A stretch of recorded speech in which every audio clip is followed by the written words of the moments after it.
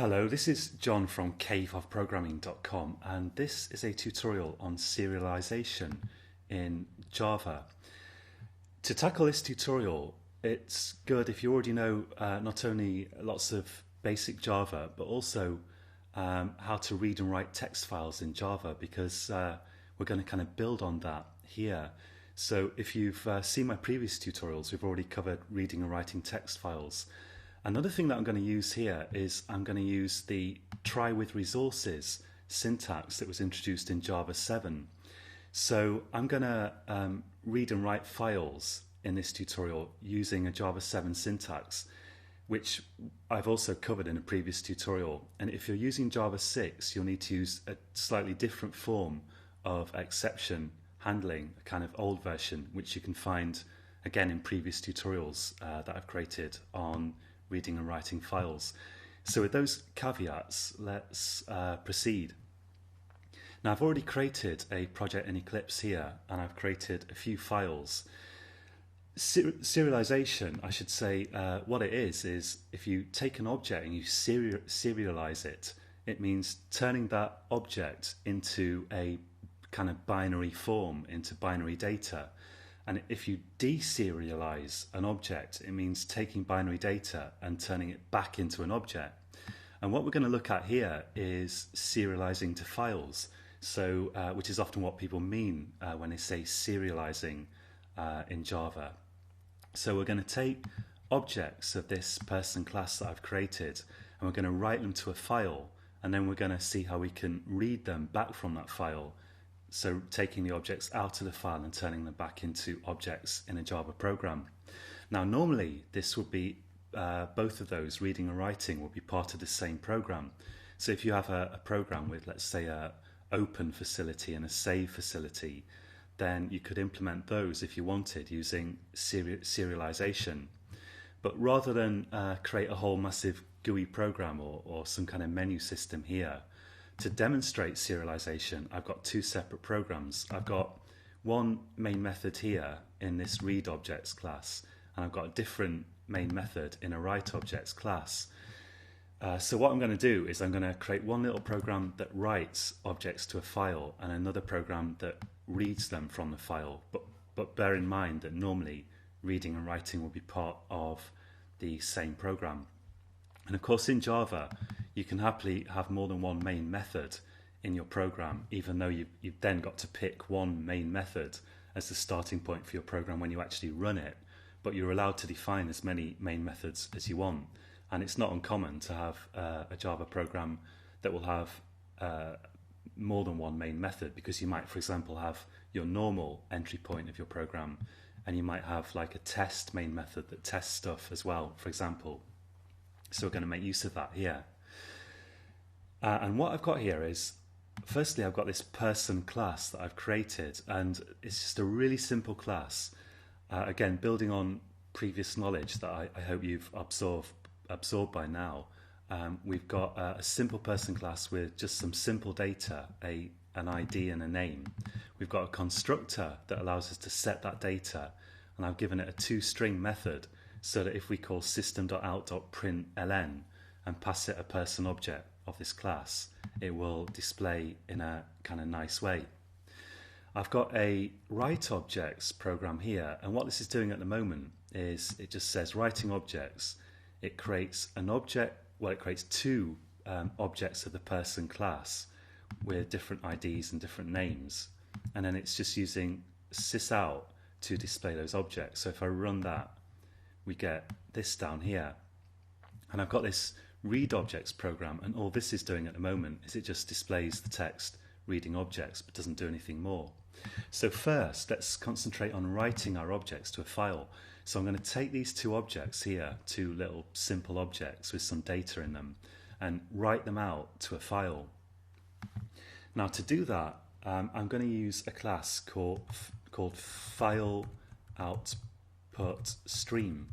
Let's call that fs and set that equal to a new file output stream. And this class lets us stream data to a file, as you might expect. Streaming just means kind of sending data sequentially to a file. So we need to supply an argument to the constructor here, which is the name of the file to stream to. And I could supply a full file path here, but what I'll do is I'll just give it a simple name. Let's call it people.bin. The extension doesn't matter, you can call it what you want, but .bin or .dat are typical for binary files. It could be anything and all though. And if I just give a name without a full path, then we'll write that to the working directory of this program. And the working directory, if I run it in Eclipse here, will be the project folder here.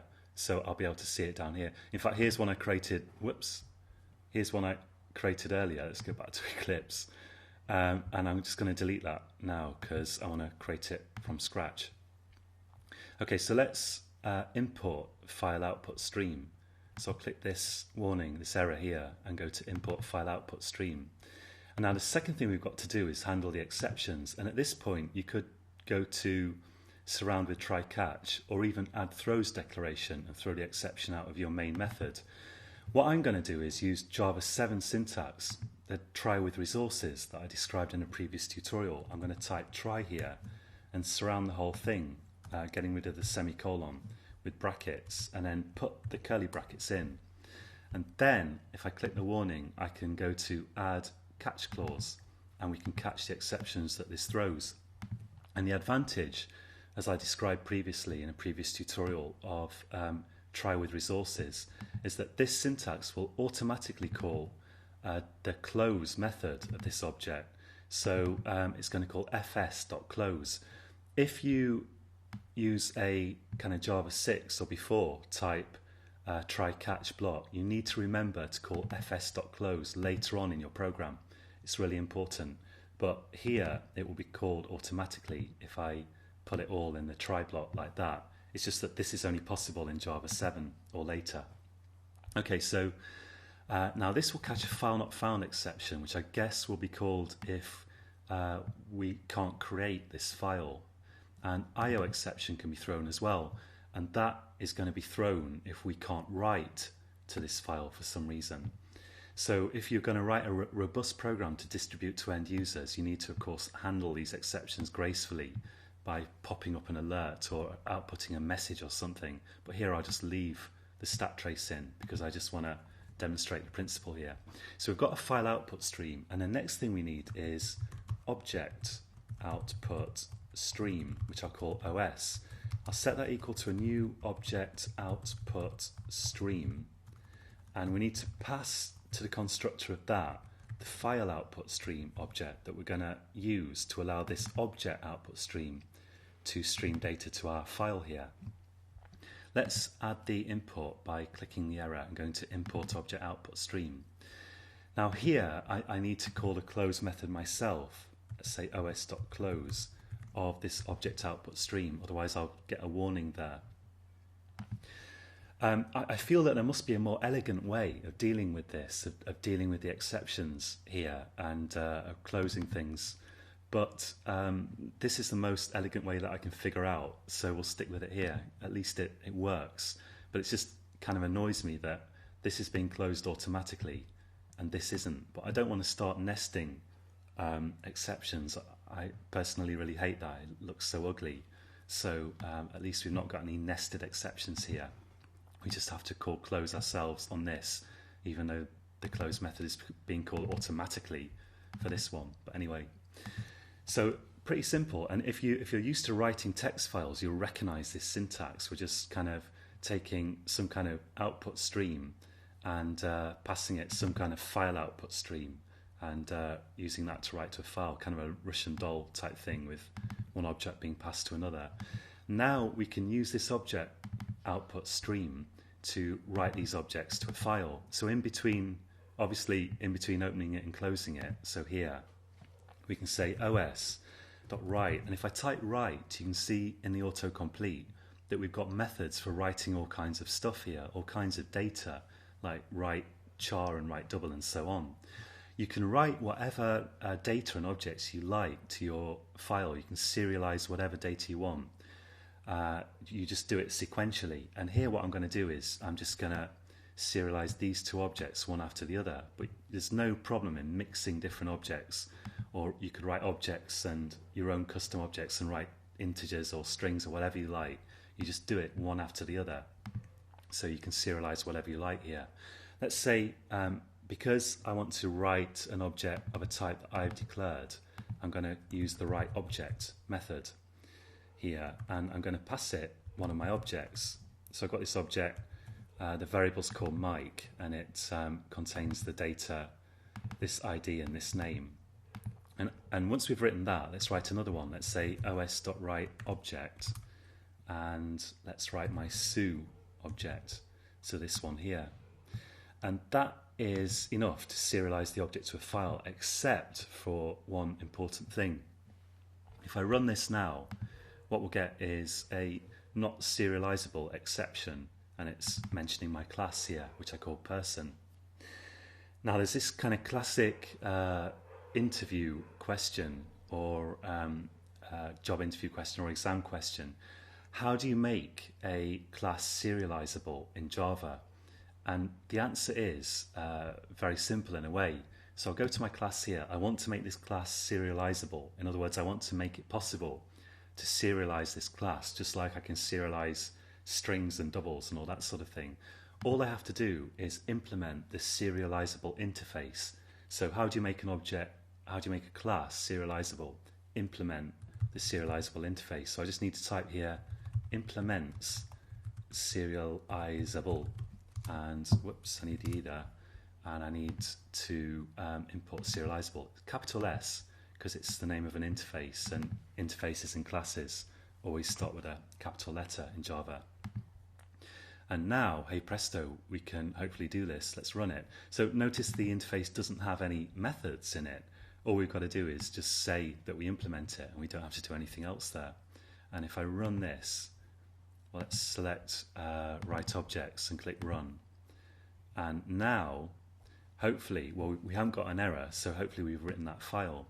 And because I wrote it to my working directory of my program, just with a simple file name, now if I click on a project, right click and go to refresh in Eclipse, it should appear down here. Here's people.bin. I don't know what that is. I think that's something that was created earlier, maybe. I'm not really sure, but I'll delete it anyway, because this is what we're interested in. So we've written that file, we've written two objects to that file, and now let's write some code that can read those objects. So I'll go to this read objects little program here, and now we want a file input stream instead of file output stream. So file input stream, I'll call it fi equals new file input stream. So again, I need to pass it the name of the file that I want to read from now, which is again people.bin. And let's surround with try again, using this Java 7 try with resources syntax, which will close this automatically. And I'll import the class, and I'll add the catch clauses. Here we go. So again, file not found for if the file isn't found, an IO exception, input output exception for if there's a problem reading from the file. And again, if you use a different exception handling syntax, an older style, you must call fi.close. Don't forget to do that. And now I'm going to create an object input stream, as you might guess, object input stream instead of object output stream like we had previously. Let's call that OS and set that equal to a new object input stream, and pass in the file input stream there. Don't forget to call os.close like that, and let's add the import, and let's save that. So this looks fine, and now I can read from my file. So let's we're going to have a we know that we wrote two people objects, so we're going to read two person objects one after the other.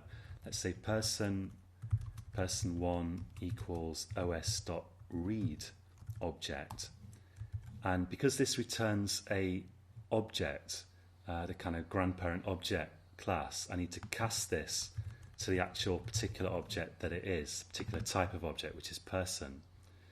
And this also, if we look at this error now, this throws another exception. So let's click on that and go to add catch clause. So we'll catch another exception down here.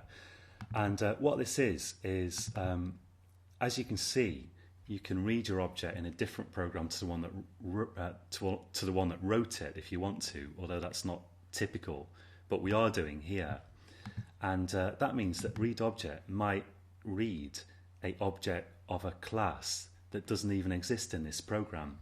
And if that happens, it's going to throw class not found exception. As it happens here, we do have the person class defined in this program. I've got my main methods all in the same default package here, so there's no problem. But this will be thrown if you try to read something from a file and you don't even have that class defined in your program. Let's read our second object. So person2 equals, put the typecast in, and then os.read object, and save that. And just to show that we've read those correctly, let's go down here and put in sysout person1 and sysout person2 and save this, and let's run it. So let's go to, make sure we're on read objects and click run. And now we can see it says reading objects, and then we've displayed our people, and we've got the objects that we wrote, Mike and Sue.